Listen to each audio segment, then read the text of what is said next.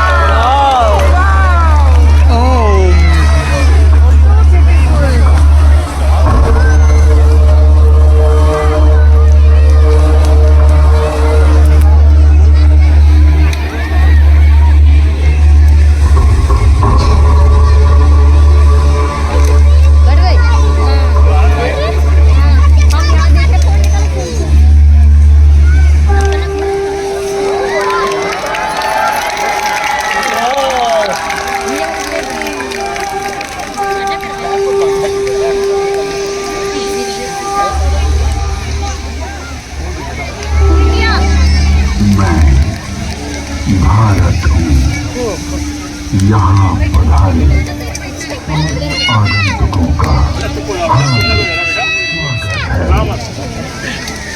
भारत में आदिकाल की विलुप्त हो रही ऋषि परंपरा का पुनरुत्थान की गाथा वेद वाणी से प्रारंभ करने की चेष्टा की गई है।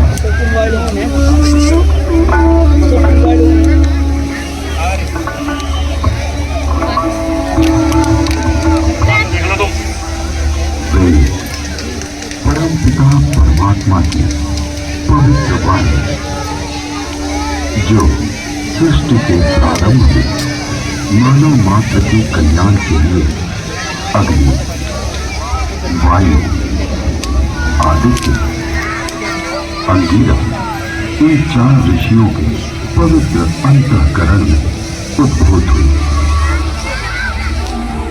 तत्व ज्ञान की दृष्टि से वेद एक है, किंतु विषय विभाग की दृष्टि से इसे 4 भागों में बांटा गया है।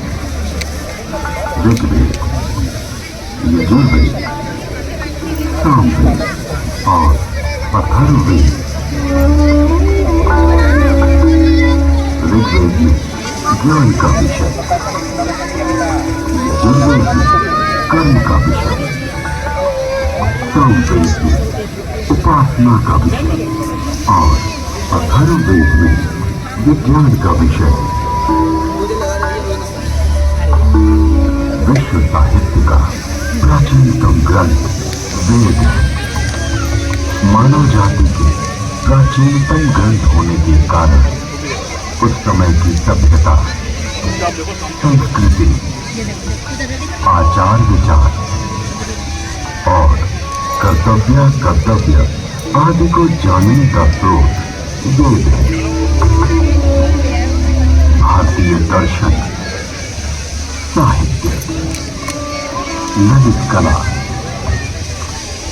संगीत, ज्योतिष, ज्ञान विज्ञान वेदों में। वस्तुतः वेद संसार के समस्त पदार्थों का बोध कराते हैं। वेद के भाष्यकार आचार्य सायर कहते हैं, इष्ट की प्राप्ति एवं अनिष्ट के परिहार के अलौकिक उपाय को बतलाने वाले ग्रंथ वेद है। सबके द्वारा पूजनीय और यजनीय परमात्मा ऋग्वेद, यजुर्वेद, सामवेद और अथर्ववेद प्रकट हुए। ऋग्वेद के मंत्र दृष्टा ऋषि कहते हैं, तस्माद् ज्ञातस्य वरुता ऋचा सामान्य जग्रे छंदांसि जग्रे तस्मात् तेजस्त तस्माद् जायते। ऋग्वेद जिसके द्वारा विभिन्न देवताओं की स्तुति की जाती उसे ऋग कहते हैं। ऋच्यते त्वयि अन्य इति ऋग। इस प्रकार की ऋचाओं के संग्रह का नाम ऋग्वेद है। ऋग्वेद विश्व साहित्य का प्राचीनतम ग्रंथ है। ऋग्वेद में 10 मंडलों में 1028 सूक्त में 10,600 मंत्र हैं।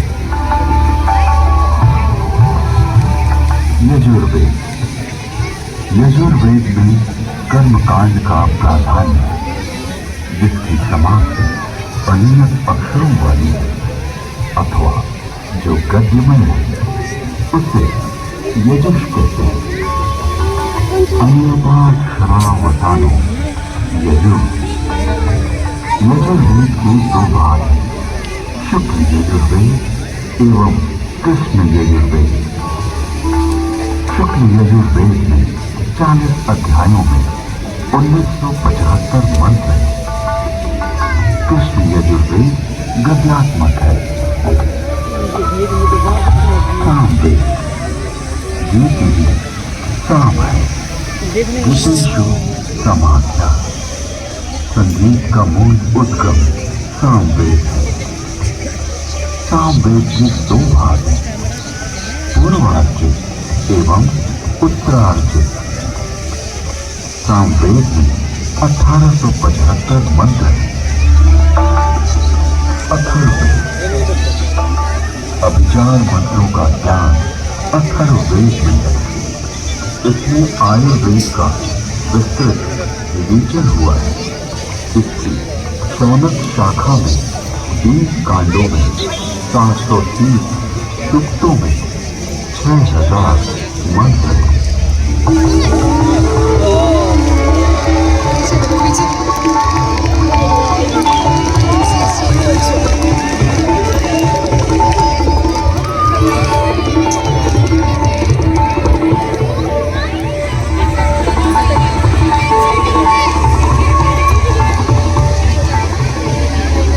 प्राचीन काल में वेद श्रुति परंपरा के अक्षुण रहे। वैदिक ऋषियों ने वेदों को कंठस्थ किया और अपने शिष्यों को इसका श्रवण कराया। शिष्यों ने सुनकर वेदों को कंठस्थ किया और उन्होंने अपने शिष्यों को सुनाकर कंठस्थ कराया। इस प्रकार श्रुति परंपरा वेद अक्षुण बनी रही। वेदों में किसी भी प्रकार की मिलावट न हो सके, इसके लिए वैदिक ऋषियों ने विस्तृत पाठों का निर्माण किया। वेदों में मंत्र दृष्टा ऋषियों का उल्लेख है, जिन्होंने मंत्रों का साक्षात्कार किया। इस परंपरा में सप्त ऋषियों का विशेष महत्व बतलाया गया है। सप्त ऋषियों का वैशिष्ट्य उपनिषद एवं पुराणों में मिलता है। ये 7 ऋषि वशिष्ठ, विश्वामित्र, जमदग्नि, भारद्वाज, अत्रि, गौतम, अगस्त्य। वेदों में अनेक ऋषिकाओं का भी उल्लेख है। इन ऋषियों की परंपरा का अनुपालन करने वाले ऋषियों ने भी इन्हीं नामों को धारण किया।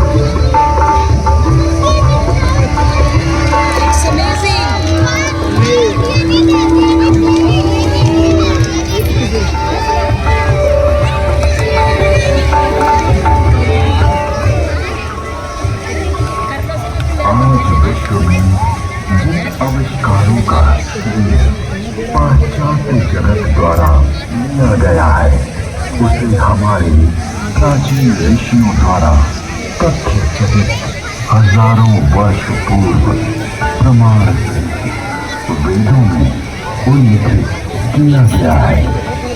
जैसे अगस्त्य संहिता में विद्युत उत्पादन के सूत्र मिलते हैं।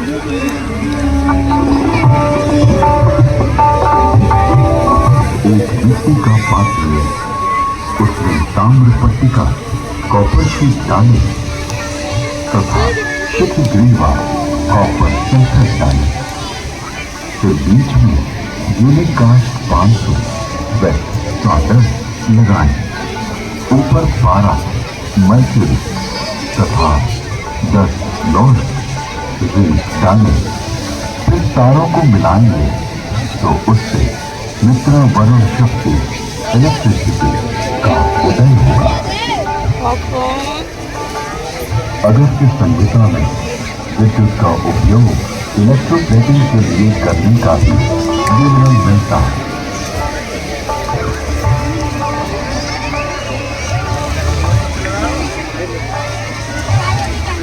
अतः अगस्त्य को कुंभोधव बैटरी बोन कहते हैं।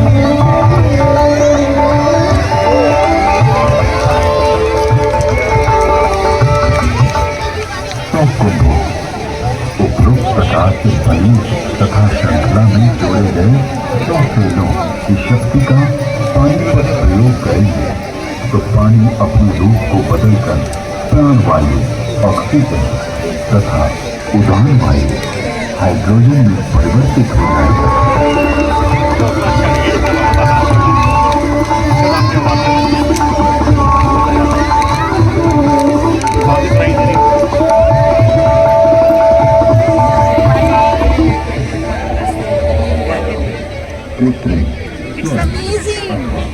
रजत के लोक को संस्कृति कहा जाता है। लोहे के पात्र में सुषक्त जल तेजाब का घोल इसका सानिध्य पाते हैं। यह क्षार सोने या चांदी का नाइट्रेट ताम्र को स्वर्ण या रजत में ढक लेता है।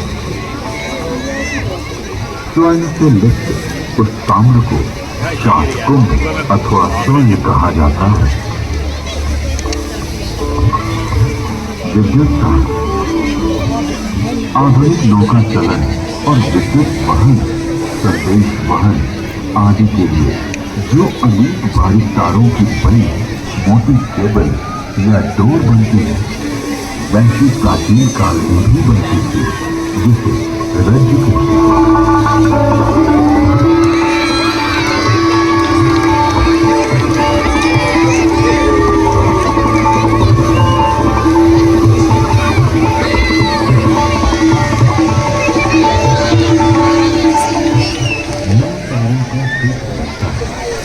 नौ सूत्रों का एक गुण, 9 गुणों का एक पाश, 9 पाशों से एक रश्मि और 9 8 7 या 6 रज्जु रश्मि मिलाकर एक रज्जु बनती है।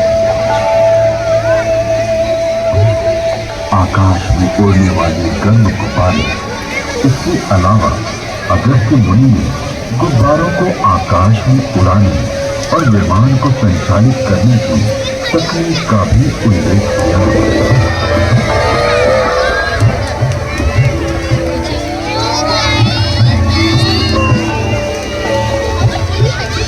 उदान वायु हाइड्रोजन को वायु प्रतिबंधक वस्त्र में रोका जाए तो यह विमान विद्या में काम आता है।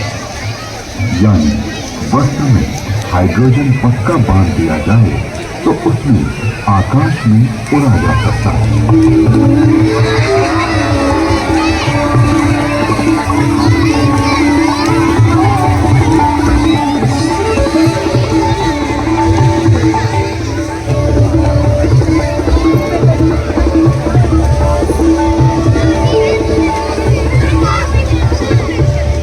विमान वायु उसी तरह चलता है जैसे जल में नाव चलती है।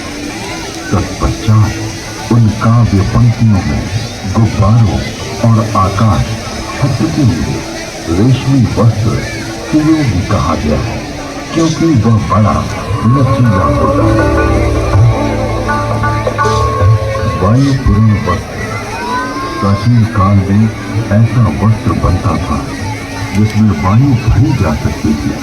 इस वस्त्र को बनाने की निम्न विधि अगस्त्य संहिता में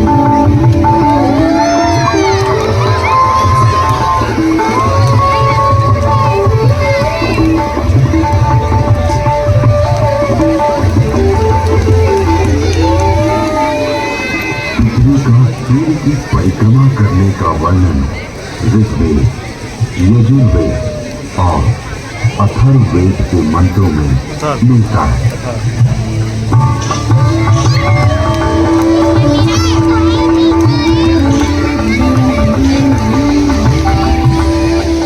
यह पृथ्वी घूमती है, अपनी माता अंतरिक्ष के सामने रहते हुए सूर्य रूपी पिता की परिक्रमा करती है।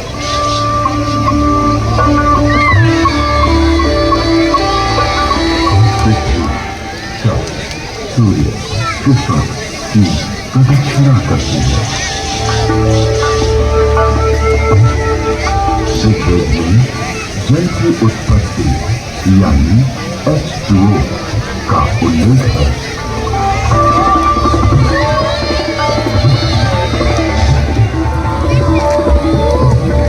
प्राप्ति के मैं पवित्र ऊर्जा, एनर्जी, वायु मित्र, ऑक्सीजन और दोषों को नष्ट करने वाले वरुण हाइड्रोजन को ग्रहण करता हूँ।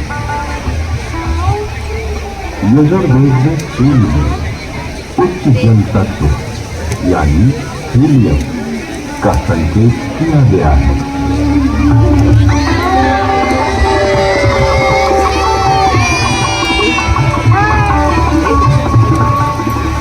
उच्च शक्ति से युक्त हाइड्रोजन जो कि हीलियम के रूप में है, सूर्य में है।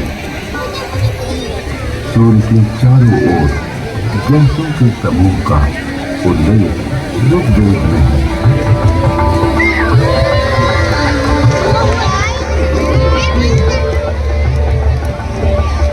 ऋग्वेद में सूर्य की गति और प्रकाशक होने का वर्णन है।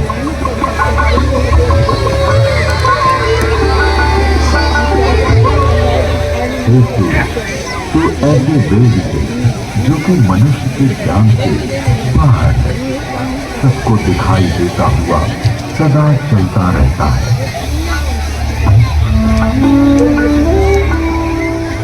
विश्व के प्रथम वैज्ञानिक अथर्वा ऋषि के अनेक आविष्कार का उल्लेख वेद में प्राप्त होता है। एक वृक्ष आदि से अग्नि, ऊर्जा। अथर्वा ऋषि ने मंथन, घर्षण, फ्रिक्शन से ऊर्जा उत्पन्न की।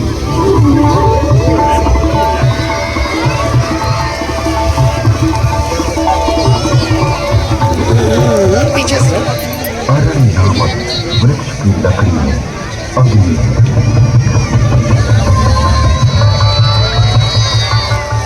दो पत्थरों की रगड़ से ही अग्नि उत्पन्न होती है।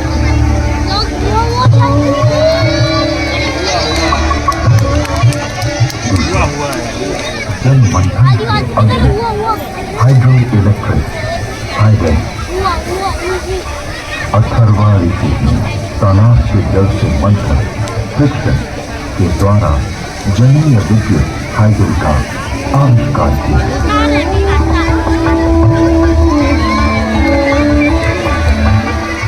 तीसरा, भूगर्भीय अग्नि, पुरुष अग्नि, oil and natural gas.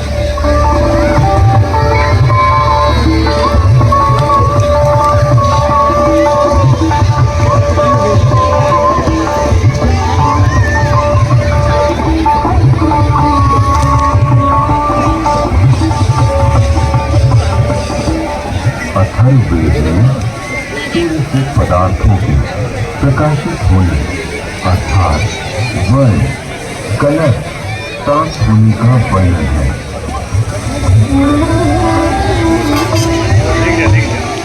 Rigveda में सौर ऊर्जा का स्पष्ट उल्लेख प्राप्त होता है। इसके आविष्कारक वशिष्ठ एवं भारद्वाज बतलाए जाएंगे।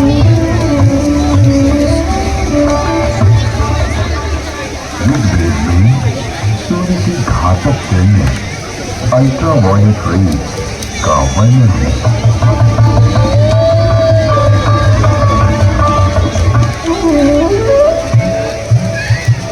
ऋग्वेद और अथर्ववेद में यानी ओजोन लेयर का वर्णन है।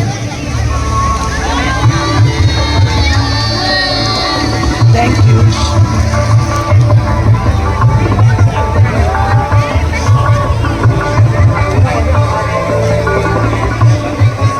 जिस प्रकार गर्भस्थ शिशु की रक्षा के लिए उल्व जाल के झील परत मेम्ब्रेन होती है, उसी प्रकार पृथ्वी रूपी शिशु की रक्षा के लिए परमात्मा ने इस महज उल्व ओजोन परत की रचना की है।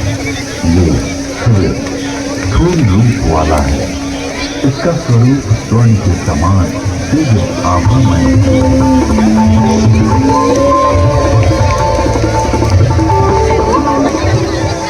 ऋग्वेद में पृथ्वी का अपनी धूल पर घूमना बतलाया गया है।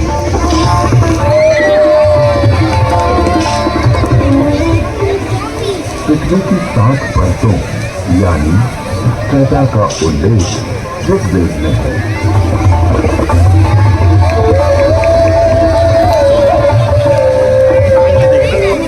वेदों में पर्यावरण के संघटक तत्वों का निरूपण अनेक स्थानों पर किया गया है।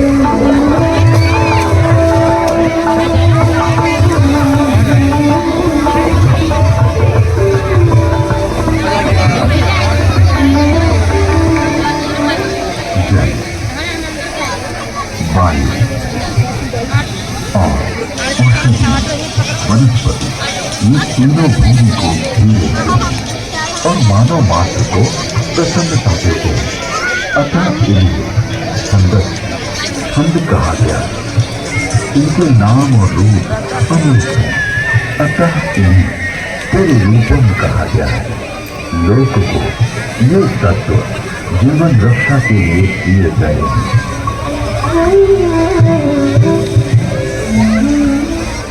यजुर्वेद में ये स्पष्ट रूप से कहा गया है कि वेद का ज्ञान सभी के लिए है।